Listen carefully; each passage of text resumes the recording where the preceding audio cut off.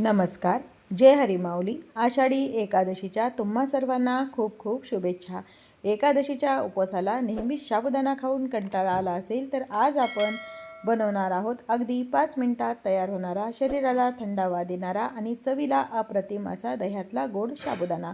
Recipe खूप सोपी आहे. चला तर मग पटकन रेसिपीला सुरुवात करूया. उपवासाचा आपण दही साबुदाणा बनवतोय, त्यासाठी इथं मी कमी आंबट असं 2 ते 3 चमचे दही घेतलेलं आहे एका बाउलमध्ये.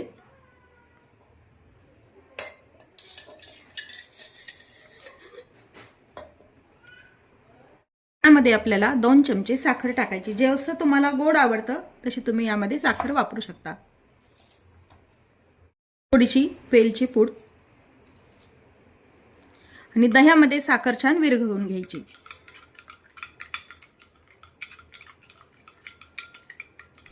थोडं घट्ट आहे त्यामुळे उगी 2 चमचे यामध्ये पाणी टाकून घ्यायचे.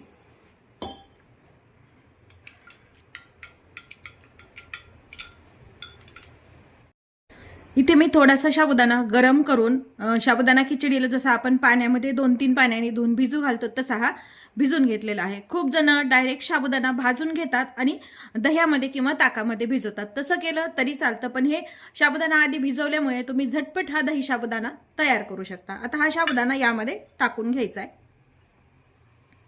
1 वाटी भिजवलेला साबुदाणा असेल तर अर्धी वाटी साधारण दही वापरायचे आणि मिक्स करून घ्यायचे.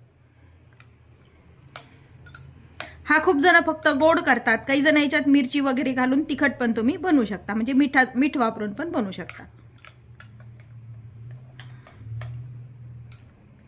आता हे छान मिक्स झालेलं आहे. इथे मी साजूक तूप गरम करून घेतले आणि काजू, बदाम आणि पिस्त्याचे काप करून घेतलेले आहेत. आपण हा गोड साबुदाणा बनवतोय त्यामुळे याच्यात मी ड्रायफ्रुट्स वापरते. जर तुम्ही तिखट साबुदाणा बनवायचा असेल तर यामध्ये मिरची आणि थोडंसं जिरे चालत असतील तर त्याचा तुम्ही तडका देऊ शकता. यावरती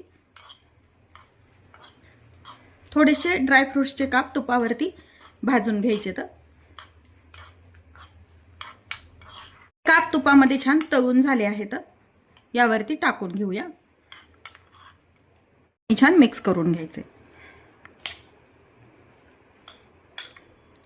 5 मिनिट दह्यामध्ये मुरू द्यायचा आणि लगेच खायला घ्यायचा.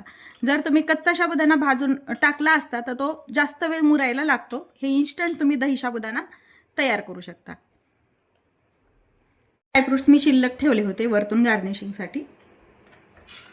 तर असा हा झटपट आणि पौष्टिक दह्यातला गोड साबुदाणा तयार आहे. या एकादशीला ही रेसिपी नक्की ट्राय करा आणि तुम्हाला कशी वाटली मला कमेंट करून नक्की सांगा. व्हिडिओ आवडला असेल तर लाईक करा, मैत्रिणीसोबत शेअर करा आणि आपल्या चॅनलला सबस्क्राईब करायला विसरू नका. पुन्हा भेटूया अशाच एक नवीन रेसिपीसोबत. धन्यवाद. जय हरी विठ्ठल.